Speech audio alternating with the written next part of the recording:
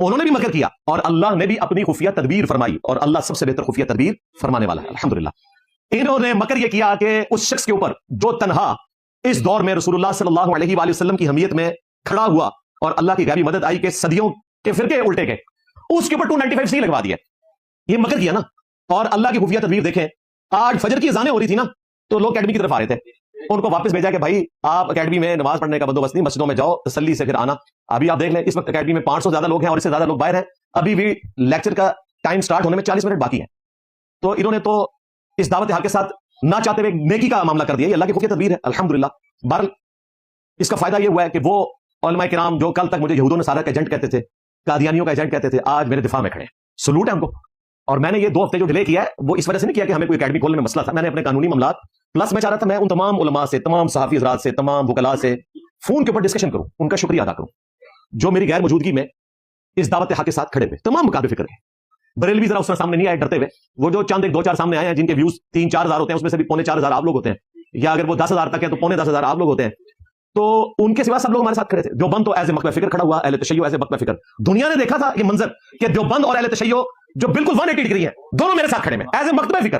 علماء بھی, ان کے عوام بھی, اہل حدیث کے عوام تو چلے کھڑی تھی لیکن ان کے علماء اتنی جرت نہیں کرتے اکا دکا کے سوا, لیکن جو خاموش رہے وہ سمجھ لیں کہ انہیں پتا تھا کہ زیادتی ہو رہی ہے.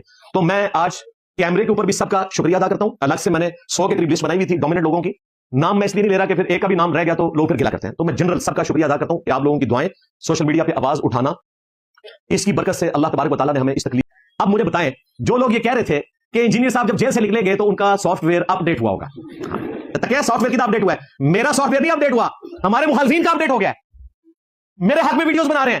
کل تک قادیانی کہتے تھے, آج کہہ رہے ہیں کہ نہیں جناب وہ تو گستاخ رسول ہو ہی نہیں سکتے, یعنی اندروں میں بھی مانگے ہیں کہ میرے نبی صاحب ہے ہی کوئی نہیں, تیرے بابے تھے شے ہی کوئی نہیں. تو میرا سافٹ ویئر اگر اپ ڈیٹ ہوا ہے تو یہی ہوا ہے کہ میں تو پہلے سے زیادہ پیشن کے ساتھ ختم نبوت صلی اللہ علیہ وآلہ وسلم کے لیے کام کر رہا ہوں الحمدللہ. ہمارے وہ اسٹوڈنٹس جو کبھی مجھے اسٹیبلشمنٹ کا اعلی کار سمجھتے تھے وسوسوں کی وجہ سے, کسی کے کہنے کے اوپر, وہ اسٹوڈنٹس جو کبھی وسوسے کا شکار ہو کے کہتے تھے کہ جی آخر انجینئر صاحب کو کوئی پکڑتا کیوں نہیں ہے, اگلے نے پکڑا بھی اور سب تو بڑی دفعہ ٹھوکی ہے.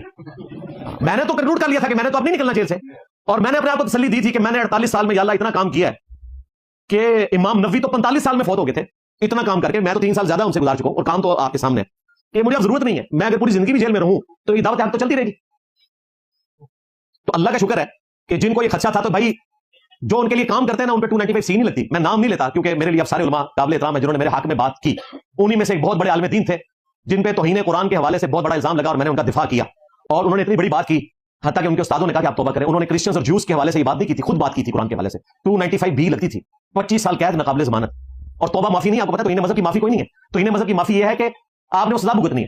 25 سال انہوں نے جیل سے باہر نہیں آنا تھا, لیکن میں فرنٹ سے لیڈ کرتے ہوئے سامنے آیا. میں نے کہا انہوں نے معذرت کر لیا, اس کے بعد کوئی ان کے اوپر نہیں لگنی چاہیے. دیوبند کو سلوٹ ہے, دیوبند پورا مکتبہ فکر, ان کے علماء میرے ساتھ کھڑے ہیں. علمی کتاب میں اب بھی کروں گا, لیکن اب وہ مجھے, اگر آپ مجھے کہیں کہ میں میاں والا واقعہ بار بار سناؤں, ختم. میں آفیشلی اناؤنس کر رہا ہوں اب میاں والا واقعہ میں نے نہیں سنانا.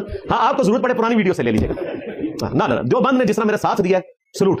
میں نے تو جو بنوریا ٹاؤن والے مفتی صاحب ہیں, مفتی نعیم صاحب کے رحمہ اللہ تعالیٰ بیٹے, ان سے بھی میری بات ہوئی تو انہوں نے کہا ہمارے مدرسے میں 5,000 سے زیادہ اسٹوڈنٹس پڑھتے ہیں 76 ملکوں کے.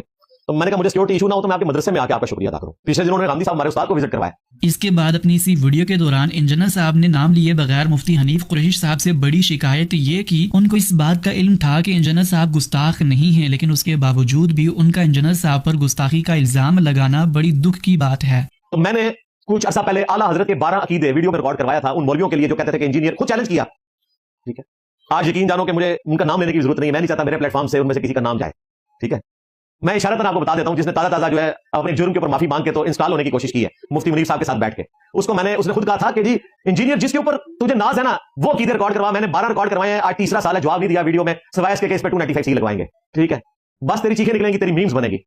اور جو تیرے مخالف تھا نا ایک بندہ, ٹھیک ہے, جس کی ہم نے اہل بیت علیہ السلام کا دفاع کرنے کی وجہ سے اتنی عزت کی, اور اس پہ جب 295 لگی جو آج تک لگی ہوئی ہے, ٹرائل ہو رہا ہے, اس کا ابھی فارغ نہیں ہوا, اس نے کتنی بڑی غداری کی کہ 295 کے مسئلے میں میرے خلاف آ کے کھڑا ہوا. لیکن تو آج اس قابل بھی نہیں میں تیرا نام دوں. اور آندہ سے ہماری کسی پوڈ کاسٹ میں نے بتا دیا کسی مولوی کا نام نہیں لینا. ہم اپنے پلیٹ فارم سے ان لوگوں کو اس قابل نہیں سمجھتے کہ ان کا نام بھی لیا جائے. ان کے لیے کیا ہے, میمز بنے گی, ان میمز کے اوپر تھم نیلز پہ ان کی تصویریں لگیں گی, وہاں سے آپ ان کی شکلیں پہچانیں گے. ہمارے پلیٹ فارم سے ہمیں کوئی ضرورت نہیں ان کا نام لینے کی. ہاں یہ اس قابل بھی نہیں ہے کہ ان کو ہم اپنے پلیٹ فارم سے مشہوری دیں جن کو کوئی جانتا نہیں. اللہ کے فضل سے اس پلیٹ فارم کی آواز پوری دنیا میں پہنچ چکی ہے, اور آج پوری دنیا میں مسلمانوں کا رٹز یہی ہے کہ میرے نبی صاحب ہے ہی کوئی نہیں, تیرے بابے تھے شاہ ہی کوئی نہیں, مولا علی صاحب ہے ہی کوئی نہیں, بنو امیہ تھے شاہ ہی کوئی نہیں. بہت بڑی چیز پریڈکٹ کر رہا ہوں, زیادہ عرصہ نہیں گزرے گا 295C بھی تخت مشق بن جائے گی ان مولویوں کی غلط حرکتوں کی وجہ سے جو انہوں نے میرے اوپر 295C لگوائی. ہم تو 295C کے ساتھ اس حوالے سے ایگری نہیں کرتے کہ اس میں توبہ کی شرک موجود نہیں ہے, توبہ کی شرک اس میں ہونی چاہیے. باقی 295C کے حوالے سے ہماری کئی ایک ریزرویشنز ہیں, وہ میں نے اپنی ویڈیوز میں ریکارڈ کرائی نہیں ہے, آج میں اس کی تفصیل میں نہیں جانا چاہتا. لیکن اگر اس قانون کو آپ نے باقی رکھنا ہے تو اس قانون کے اوپر خود کش حملہ نہ کرو. مولویوں نے خود کش حملہ کر دیا نظر آتی کونسل کے ذریعے. اب تو لوگ کہہ رہے ہیں کہ جناب ایسے قانون کا ہم نے کیا کرنا ہے کہ جو مسلمانوں پہ لگا کے آپ مسلمانوں کو اندر کیے ہوئے نجائز لگا کے. مجھے بھی کتنے لوگ کہتے تھے جناب پروٹیسٹ کروائیں, میں نے اسٹرکٹلی منع کیا کہ کوئی بھی آپ نے پروٹیسٹ نہیں کرنا. سوشل میڈیا پہ آپ مہذب طریقے سے آواز بلند کریں, یہ وقت گزر جائے گا, دیکھیں گزر گیا.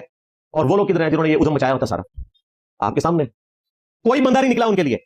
جو شخص مونچھوں پہ تاؤ دے کے مجھے مینار پاکستان بلاتا تھا اور مجھے غلام احمد قادیانی کے ساتھ ملاتا تھا, 35 سال اس کی قید اناؤنس ہوئی ہے اور وہ ساری سزائیں کم کرنے چلیں گی, پھر بھی 10 سال وہ باہر آنے والا نہیں ہے. اس کے لیے کوئی نکلا ہے؟ ایک شیشہ بھی کوئی ٹوٹا ہے اس کے حق میں؟ کوئی روڈ بلاک ہوئی ہے؟ کچھ بھی نہیں. اور ہمارے اسٹوڈنٹس کو اشتعال دلا رہے تھے کہ یہ ملینز کی تعداد میں ہے, کیوں نہیں نکلے, جا کے چھڑا کے لے آتے. ایک گیا تھا مرد مجاہد حافظ طاہر ایوبی, چھڑا کے لے آئے. ہاں باقیوں کو جانے کی ضرورت ہی نہیں. ہم نے علمی طریقے سے اپنا مقدمہ لڑنا تھا.